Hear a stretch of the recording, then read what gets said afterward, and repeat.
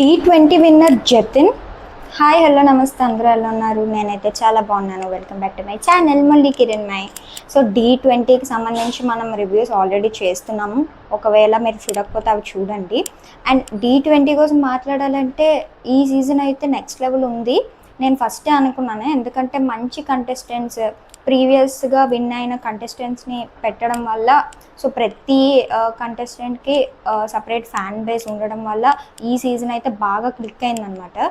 మనకి ఫస్ట్ సీజన్స్లో ఎలా ఉండేదో ఆ వైబ్ మళ్ళీ ఇన్ని సీజన్స్ తర్వాత ఈ D20 సీజన్ తెచ్చిందనే చెప్పుకోవచ్చు. అండ్ ఈ సీజన్ అయితే నెక్స్ట్ లెవెల్ ఉంది. అండ్ ఇప్పుడు మెయిన్గా ఈ టాప్ 5 టాప్ 6 కంటెస్టెంట్స్ని చూస్తుంటే ఎవరు విన్ అవుతారా, అసలు అందరూ బాగా చేస్తున్నారు కదా అన్న ఒక ఫీలింగ్ అనేది మనకు వస్తుంది. సో ఇప్పుడు ఈరోజు వీడియో చేయడానికి పాయింట్ ఏంటంటే, చాలామంది జతిన్ విన్నర్, సంకేత్ విన్నర్, రాజు విన్నర్ అంటున్నారు. సో దాని మీద ఒక క్లారిటీ ఇద్దామని చెప్పి ఈ వీడియో చేస్తున్నాను అనమాట. సో మొన్నటి వరకు నేను వీడియోస్ చేస్తున్నప్పుడు కామెంట్ బాక్స్లోని సంకేత్ విన్నర్ అని చెప్పేవారు. అండ్ తర్వాత ఎపిసోడ్ వచ్చి ఎలిమినేట్ అయిపోయిన తర్వాత ఇప్పుడు ఓకే, బట్ ముందు వరకు నా కామెంట్ బాక్స్లోని సంకేత్ విన్నర్ అని చాలామంది కామెంట్ చేశారు.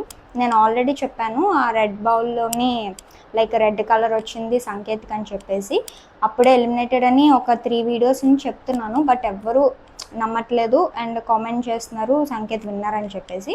బట్ తర్వాత ఎపిసోడ్ వచ్చిన తర్వాత ఇప్పుడు వాళ్ళు ఓకే, ఇది ఫైనల్గా సంకేత్ అయితే ఎలిమినేట్ అయిపోయాడని వాళ్ళకు ఒక క్లారిటీ వచ్చింది.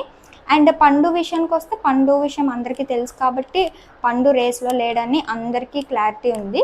బట్ ఇప్పుడు ఏమవుతుందంటే, ఇప్పుడు మొన్న వచ్చిన ప్రోమో ప్రకారం టాప్ 5 డ్యాన్స్ పర్ఫార్మెన్సెస్ చూసాం కదా.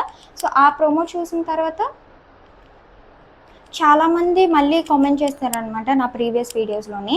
కొంతమంది రాజు విన్నర్ అని, కొంతమంది జతిన్ విన్నర్ అని చెప్పేసి, జతినే విన్నర్ అని లైక్ చాలామంది కామెంట్ చేస్తున్నారు. సో మళ్ళీ నేను మీకు క్లారిటీ చేస్తున్నాను, జతిన్ అయితే రేస్లో లేడు.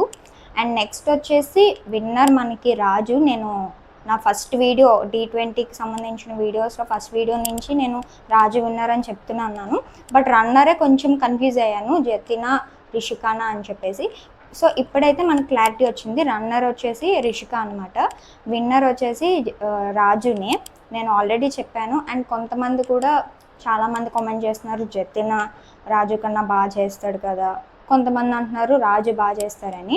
సో ఇక్కడ ఫైనల్ ఎపిసోడ్ వరకు మనకి ఏం తెలీదు, ఎపిసోడ్స్ రిలీజ్ అయ్యాక మనకు అర్థమవుతుంది ఎవరికంటే ఎవరు బాగా చేశారని చెప్పేసి. అక్కడ ఉన్న వాళ్ళందరూ టైటిల్ విన్నర్సే, ఆల్మోస్ట్ రాజు కానివ్వండి, జతిన్ కానివ్వండి, వాళ్ళిద్దరూ టైటిల్ విన్నర్సే.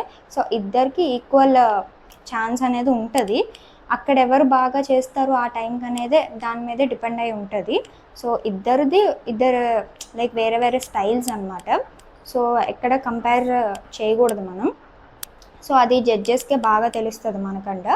అండ్ అమ్మాయిల విషయానికి వస్తే, అమ్మాయిల నుంచి రిషిక టాప్గా చేస్తుంది మనకి, నో డౌట్. దిశ కానీ రిషిక కానీ బాగా చేస్తున్నారు.